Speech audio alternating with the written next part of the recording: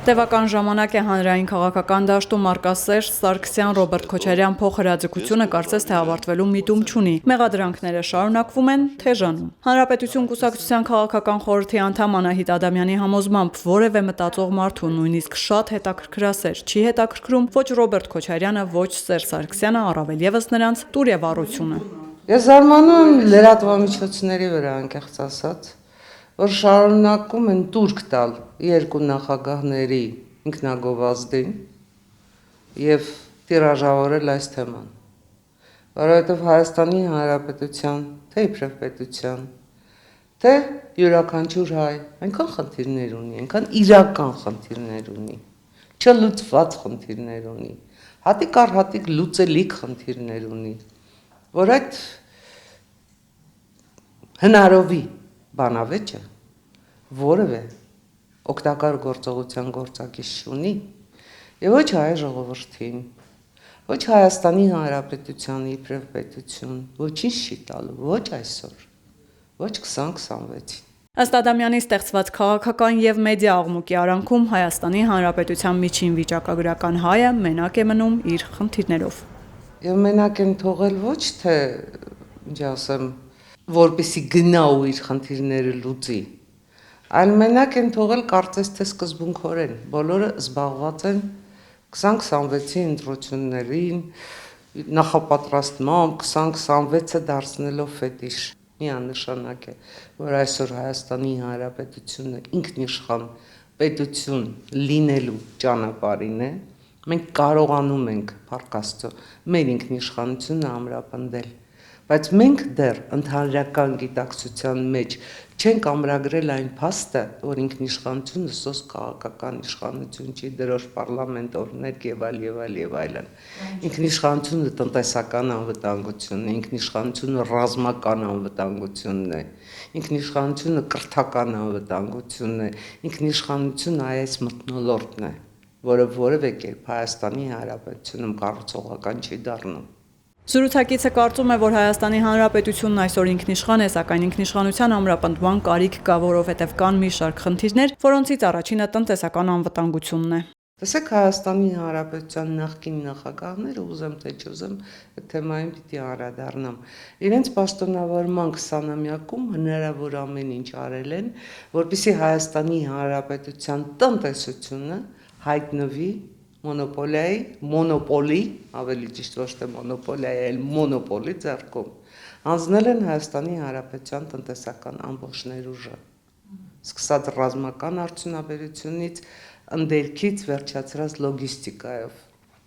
լոգիստիկայով, էներգակիրներով, ամեն ինչով։ Հիմա, եթե մենք ինքնիշխան պետություն ենք, ես պատասխանում եմ ձեր նախորդ հարցին նաև, մենք չպետք է այդ մոնոպոլիաները վերացնենք, գոնե դիվերսիֆիկացնենք։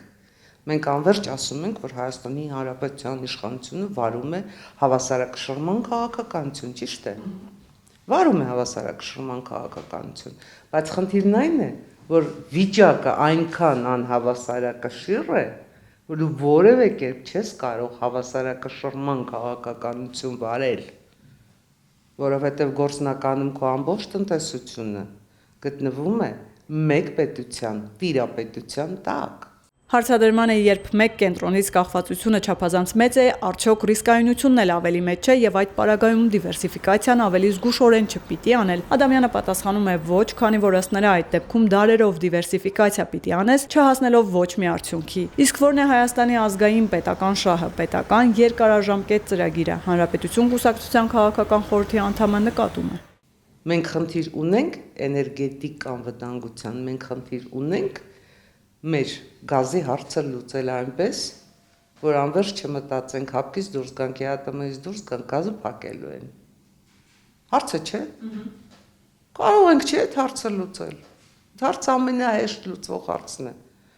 Եվ ընդհանրապես ես զարմանում եմ, որ տասնամյակներ շարունակ անկախությունից հետո Հայաստանի Հանրապետությունը տասնամյակներ շարունակ այդ հարցը չի լուծել ամենաօպտիմալ ճանապարհով։ Եվ քո հարևան Իրանը համարյա թե, ինչ ասեմ, աշխարհում երևի 3-4 երկիրն է իր գազի նավթի պաշարներով, հարևան Իրանդ, քանի կիլոմետր է։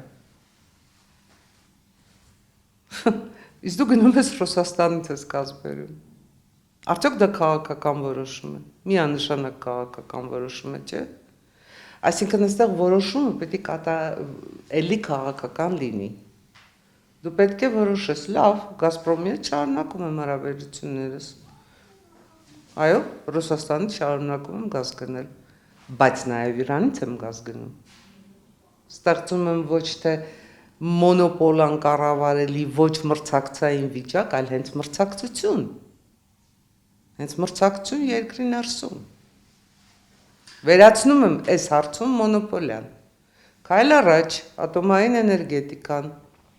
որևէ մեկի համար գաղտնիք չի, որ մեծամորը հավերժ չի աշխատելու։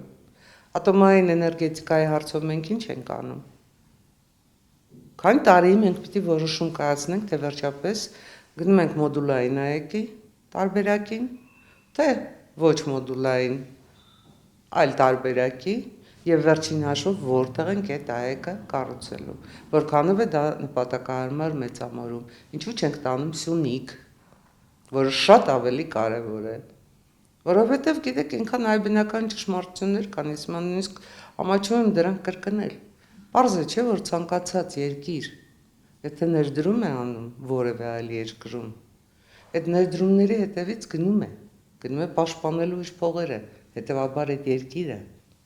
այսինքն ապահովում է ոչ միայն նրա տնտեսական անվտանգությունը, այլև նրա ռազմական անվտանգությունը։ Հարցադրմանը այդ դեպքում ինչու Ռուսաստանը Հայաստանին չպաշտպանեց, երբ դրա համար կարծես թե բոլոր նախադրյալները կային, տարածաշրջանում միակ ռուսական ռազմաբազան Հայաստանում էր եւ շարունակում է լինել։ Համապատասխան ենթակառուցվածքներ կան, տնտեսության գերակշիռ տոկոսը կախված է այդ երկրից եւ այսպես շարունակ Ադամյանն ասում է, որովհետեւ Հայաստանի իշխանությունների միակ նպատակը տասնամյակներ շարունակ եղել է ապացուցել իր հավատարմությունը Ռուսաստանին։ Եվ Ռուսաստանի շահերից անգամ միլիմետր չշեղվել է։ Հավատարմություն մինչև վերջ։ Եվ ստացվում է այնպիսի վիճակ, որ դու կորցնում ես քո ինքնիշխանությունը, դու դառնում ես Ռուսաստանի Դաշնության 89-րդ սուբյեկտ, Ռուսաստանի Դաշնությունը այլևս համարում է, որ դու որևէ հակակայլ անել չես կարող։ Եվ Ռուսաստանի Դաշնությանը տարածաշրջանում պետք են ուրիշ դաշնակիցներ, որովհետև դեռ 2007 թվականից Պուտինի Մյունխենյան անվտանգության համաժողովում հայտնի ճառից ակնհայտ էր, որ Ռուսաստանը տարածաշրջանում քաղաքականություն է փոխում ու ամբողջ աշխարհում է նպատակ դրել քաղաքականություն փոխել։ Հայաստանի Հանրապետությունում արտաքին քաղաքական այդ զարգացումները համաշխարհային կտրվածքով չնկատվեցին։ Հայաստանի Հանրապետությունում շրջանցվեց տարածաշրջանային քաղաքականության փոփոխությունը։ Անգամ 2010-ին Հայաստանի Հանրապետությունում չընկալվեց, որ Ռուսաստանի Դաշնության իրական գետնի վրա դե ֆակտո դաշնակիցը Հայաստանը չէ, այլ Ադրբեջանն է, որ Ռուսաստանը համատեղ շահեր ունի Թուրքիայի հետ։ Պարզապես համարվում էր, որ Ռուսաստանը երբևէ որևէ կերպ Հայաստանի Հանրապետության չի կարող դավաճանել, որովհետև Հայաստանի Հանրապետության իշխանական էլիտայում, իշխանական, ինչ ասեմ, ամբողջ համակարգում չձևավորվեց այն գիտակցությունը, որ Ռուսաստանի Դաշնությունը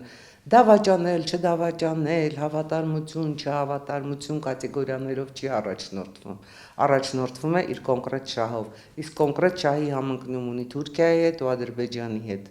եւ սկսել է զինել Ադրբեջանին հարձակողական զենքերով։ Դա բիզնես է բացատրությունը, որևէ քննադատության չի դիմանում, դա բացատրություն չի, դա հիմնավորում չի, դա սոփեստություն է։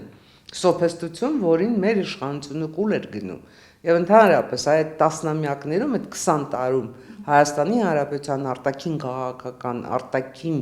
գործերի նախարարությունը եղել է Սմոլենսկի հրապարակի մասնաճյուղ։ Մենք չենք ունեցել արտաքին քաղաքականություն ինքնուրույն։ Այ հենց դրա այսօր ունենք 2018-ից հետո մենք փորձեցինք։ Հանրապետություն կուսակցության քաղաքական խորհրդի անդամը համոզված է Հայաստանի իշխանությունը պետք է իր համար հստակեցնի եւ հայտարարի, որ այո, վեկտոր է փոխում, որովհետեւ աշխարհաքաղաքական զարգացումները, տարածաշրջանային աշխարհաքաղաքական փոփոխությունները եւ 2020 թվականի պատերազմը փոխել են իրավիճակը։ Որովհետեւ մենք այսօր ունենք անվտանգության խնդիր։ Եվ Ռուսաստանի Դաշնությունը այդ անվտանգության խնդիրը մեզ համար չի լուծել, հակառակը Ռուսաստանի Դաշնությունը այսօր Հայաստանի Հանրապետության անվտանգության համար վտանգ է, պարզապես վտանգ է, ելնելով այն փաստից, որ Հայաստանի Հանրապետության սահմանները չի ճանաչում, Հայաստանի Հանրապետության թշնամու հետ ռազմավարական համագործակցության մեջ է, ռազմավարական համագործակցության համաձայնագիր ունի, հետախուզական տվյալներ է նրան փոխանցում, այսինքն շահերը այնքան են տարաբաժանվել,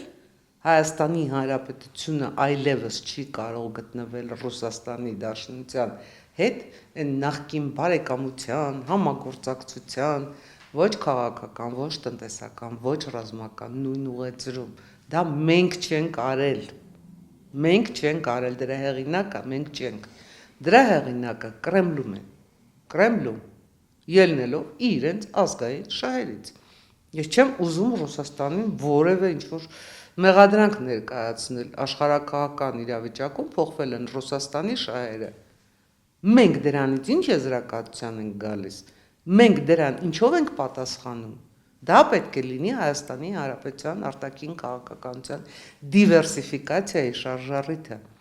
Ադամյանը նկատում է Միացյալ Նահանգների նորընտիր նախագահ Թրամփը եկավ եւ բազում համաձայնագրեր չեղարկեց։ Հայաստանին վերաբերող որևէ չեղարկում չի եղել առ այսօր։ Սա ըստ նրա ազդանշան է, որ Միացյալ Նահանգների ներկա վարչակարգը պատրաստ է Հայաստանի հետ աշխատել։ Բայց Ամերիկայի ներկա վարչակարգի տարբերություն նախորդ վարչակարգի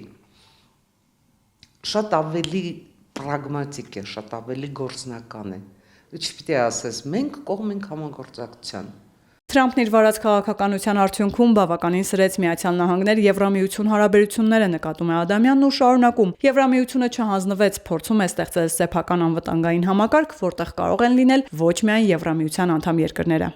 Այդտեղ 3 երկրներ են գլխավոր, այսպես ասած, սոլիստները, առաջին ջութակ նվագողները՝ Ֆրանսիա, Գերմանիա, Մեծ Բրիտանիա։ Արդյոք չի կարող ձեր նշած Ֆրանսիան մեզ համար այդքան գործ արած Հայաստանի հետ առանձնաշնորհյալ հարաբերությունները դեռ Շիրակի օրոք սկսած, Միտերանի օրոք սկսած ու մինչև այսօր շարունակող Մակրոնը Հայաստանի Հանրապետությունը ներառել է անվտանգային նոր համակարգում, բայց մենք այդ քայլերը անում ենք, մենք այդ բանակցություններին մասնակցում ենք, մենք ընկալում ենք, որ դա եւս շատ կարևոր մեզ համար քայլ է դեպի Եվրամիություն։ Կրկին անդրադառնալով Ռոբերտ Քոչարյանի այն մեղադրանքներին, թե Հայաստանը երես է թեքում Ռուսաստանից փորձում բարեկամանալ նրա թշնամիների հետ, Ադամյանն ասում է, որևէ մեկի համար երբեք գաղտնիք չի եղել, որ Քոչարյանը անլիարժեքության բարդույթ ունի։ Ի սկզբանե այդ բարդույթը ունեցել է դեռ Լեռնային Ղարաբաղի Հանրապետության նախագահ լինելու տարիներին։ Եվ այդ անլիարժեքության բարդույթը հիմա այնքան է բարդացել, որ Ռոբերտ Քոչարյանը ցանկանում է այդ ոչ լիարժեքության բարդույթով համակել ամբողջ հայ ժողովրդին։ Նրան թվում է, որ հայ ժողովուրդը եւս բարդույթավորված պետք է լինի, ու այդ բարդույթավորման շրջանակներում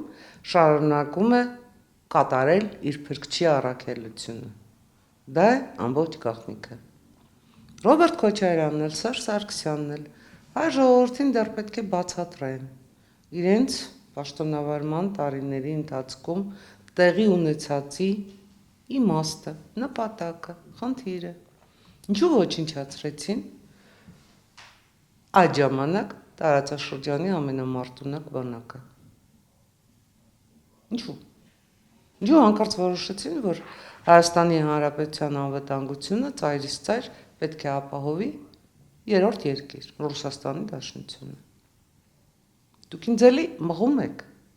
այն հին թեմաների մեջ։ Որովհետև այդ հին թեմաները հիմա նորից ակտուալ են դառնում։ Ես կարծում եմ, որ այդ թեմաները ցավալիորեն բացարձակապես ակտուալ չեն,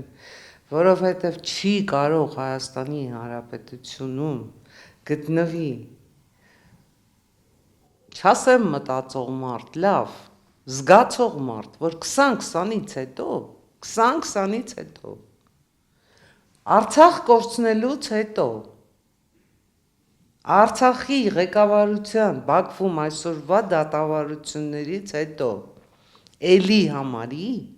որ Հայաստանի Հանրապետության եւ Ռուսաստանի Դաշնության ճակատագրերը, այսպես ասած, պետք է միահյուսվեն։ Ոնց ես դու քո թշնամուն դե ֆակտո քո թշնամուն հանձնում քո անվտանգությունը, քո տնտեսությունը, քո ապագան, քո ինքնիշխանությունը։ Ոչ պարզ է, չէ՞ որ դրանից հետո առաջին քայլը լինելու է Մեղրիի անջատումը, շատ արագ։ Երկրորդ քայլը լինելու է Հայաստանի Հանրապետությունում ընդհանրապես պետության վերացումը։ Որովհետև այդ ուժերը 20-20-ից հետո առ այսօր ամբողջ երկրում Շահրամանյան է որոնվում։ Շահրամանյան 10 օրում Արցախ լուծարած Շահրամանյան։ Որտեղ են գտնում։ Որտեղ են գտնում։ Կա որ գտնեն։ Փառք Աստծո որ չկա։ Փառք Աստծո որ չկա։ Եվ չկա, որովհետև Հայաստանի Հանրապետության ժողովուրդը Շահրամանյանի կարիք չունի, որովհետև Հայաստանի Հանրապետության ժողովուրդը ի տարբերություն Արցախի ժողովրդի իր ներկան ապագան,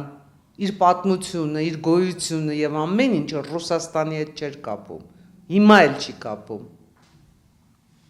Արցախը դատարկվեց, որտեղ արցախցին կուրորեն հավատում էր ռուսներին։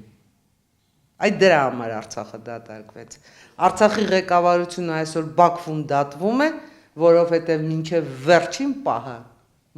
վերջին պահը հավաքվել էին ու սպասում էին Իվանյանում, որ պիտի ռուսները ուղղաթիռով իրենց բերեն Հայաստան։ Ռուսները իրենց հանձնեցին Բաքվին։ Հիմա այսքանից հետո պիտի գտնվի ինչ-որ մեկը, որ հավատա ռուսներին, ռուսների հետ հույսեր կապի։ Ես չեմ կարծում, որ այդ մտածողությունը կարող է գերակայել։ Հայաստանում ցավալիորեն կա մարդկանց որոշակի տոկոս, որոնք կամ գաղափարապես թունավորված են, կամ էլ վճարված, ինչպես Քոչարյանն է ժամանակին ասել, օդից փող աշխատողներ, սակայն նրանք չնչին տոկոս են, ասում է Ադամյանը։ Անհայրենիք, անապագա, անգաղափար, ընդհանրապես զարմանում եմ, որ չեմ ուզում անգամ նրանց հայ անվանել, չեմ զարմանում, չեմ ուզում նրանց հայ անվանել, որովհետև եթե դու հայ ես, քո երակներում հայի արյունն է ոսում, դու չես կարող դավաճանել եռաբլուրին, չես կարող, պարզապես չես կարող, կգնաս կզովես, բայց չես կարող, եթե դու հայ ես ու քո երակներում հայկական արյուն է ոսում, քո գենը հայ գեն է, դու դեռ Արցախ ես վերադառնալու, դա քո հողն է, քո պատմական հայրենիքն է, այդ տրամաբանության մեջ ես կարծում եմ 20-26-ին ոչ Ռոբերտ Քոչարյանը, ոչ Սերժ Սարգսյանը շանս չպիտի ունենան դարձյալ մտնել խորհրդարան ու դարձյալ այս 20-21-ից առ այսօր շարունակվող իրենց գործունեությունը ծավալել, որտեղ դա պետությանը ոչինչ չի տալիս։